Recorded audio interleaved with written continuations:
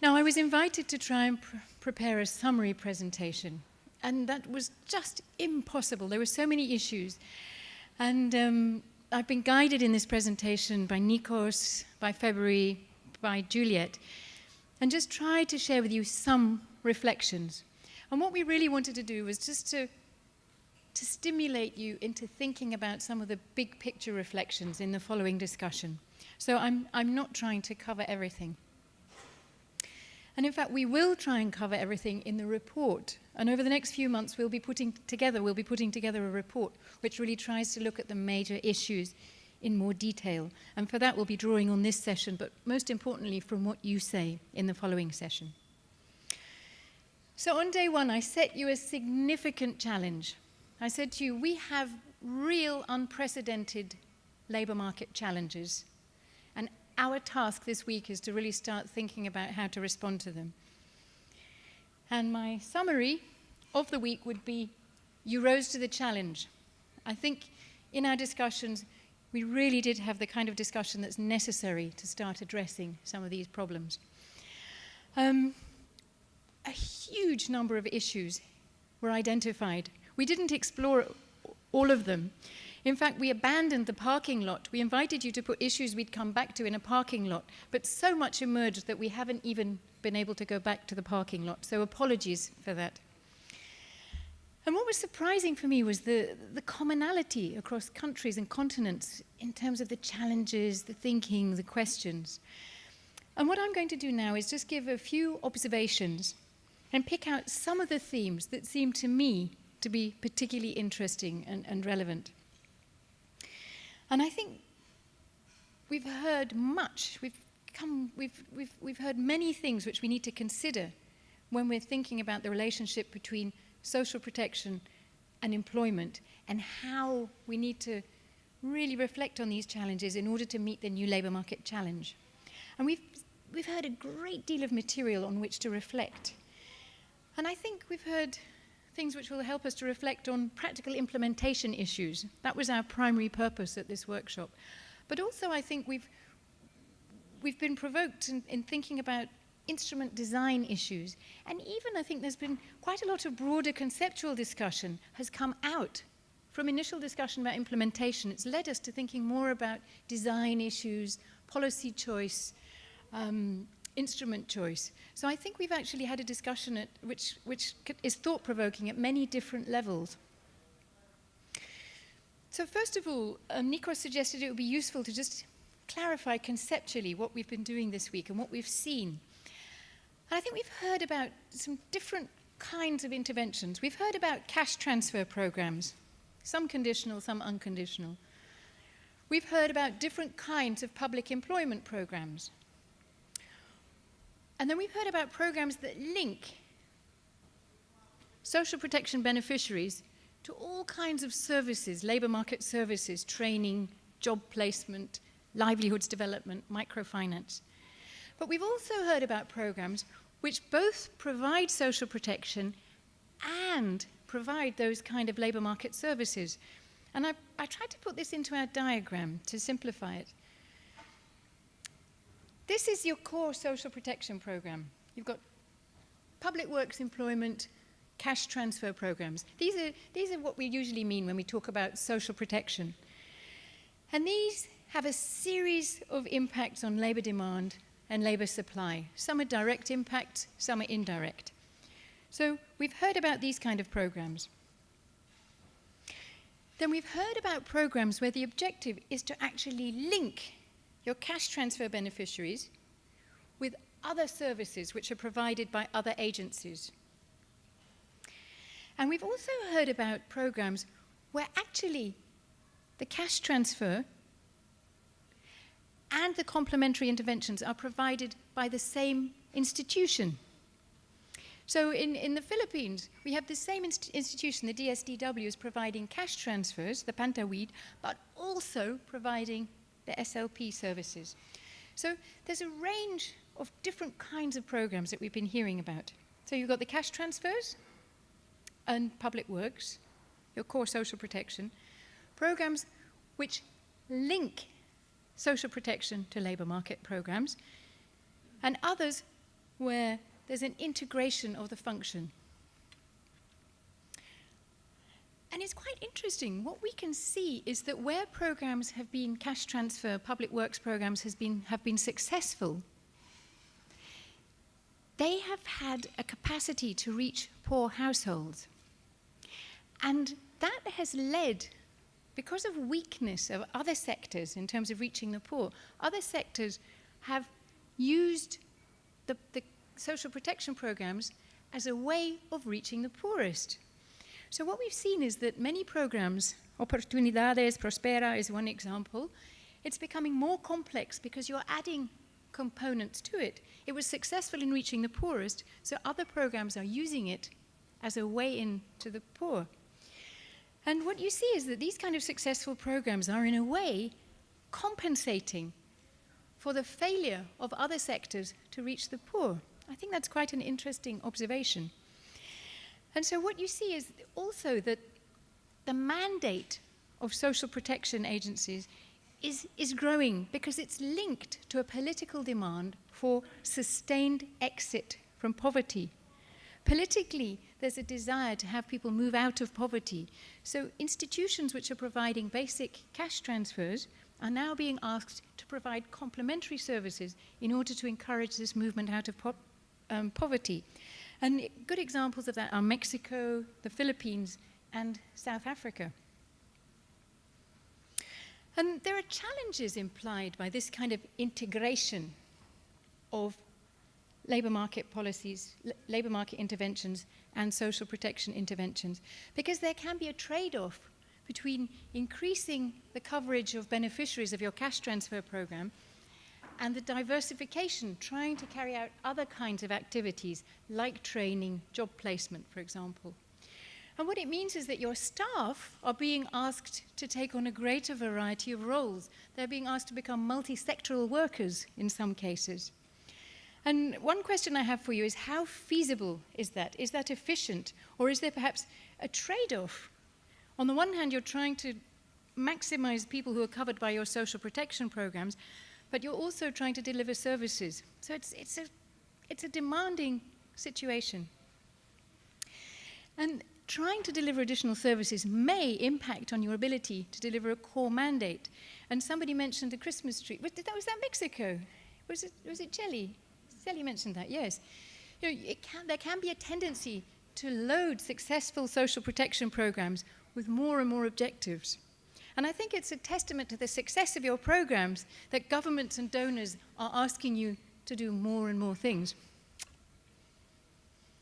Anyway, that was just some thoughts on this kind of mandate expansion that seemed to be one of the issues coming out. I've got 4 take-home messages, and I think it might have become 5. I can't remember. We were having discussions about this. I think it's 4 take-home messages for me personally. The first one is that coordination is king. And that came out throughout every single presentation, that these programs have multiple stakeholders, cross-sectoral, different levels of government, civil society, private sector, and really getting that kind of coordination right seems to be key to program effectiveness. And the extent to which that's possible depends on your institutional mandates, your institutional structures, and the kind of incentives which are built in for different institutions to cooperate with each other. And in fact, what we saw that perhaps the most important skills for you as program managers are things like negotiation skills with different agencies, with different actors. And that we also saw that the credibility of your institutions is key in terms of how much leverage you have and how much effective integration you can achieve. But also that political support and visibility gives you more power to coordinate effectively. And essentially, you can say a lot of this comes down to incentives. What are the incentives for collaboration in terms of provision of these services? And is collaboration a burden or a benefit?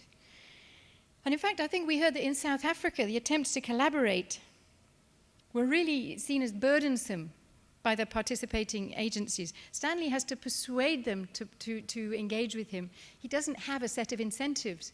Whereas in India, it was much easier because there are a whole set of fiscal incentives which were associated with effective program implementation and coordination. So I thought that coordination issue really came out to me as perhaps one of the strongest. Something which came out which surprised us, it wasn't on the agenda, was this need to foolproof programs. I don't know if you were all in the group that spoke about foolproofing, but the idea was actually if you have a successful program which is performing well, you need to protect it from tampering, from political tampering. And if you want to have a long-term successful program, you need to develop strategies to protect the integrity of the program. And a number of different strategies were shared. Some are based on legislation. That's very much the case in India. Also, budget funding mechanisms. Depending on how these are set up, this can actually protect budget allocations for certain programs. And also we heard that electoral power is influential. If these programs are big enough, if they're successful enough, popular enough, actually electoral power can be a way of protecting programs. I think the third challenge is really quite a meaty one. The third issue that came up for me was that there's a real challenge in terms of active labour market policies. Now, I apologise, I didn't introduce this term at the beginning, and I'm not sure if everybody is familiar with it. Essentially what I mean is job placement, skills training, soft skills training, funding for job search. That's called active labour market policy, for those of you who aren't labour economists. And it seems that this is a real challenge in the context of lack of labour demand. I think we heard many interesting initiatives related to these kind of active labour market policies, but we heard that the outcomes were disappointing. A lot of effort was going in, but you weren't getting the kind of impact in terms of employment outcomes that you'd hoped for. And in fact, the experience I heard about mirrors very much what studies in Europe, in OECD countries are telling us, that these kind of interventions can only really be significant on a large scale if you have enough jobs. If you're in the midst of a labour demand deficit situation, these kind of programs tend not to be very effective.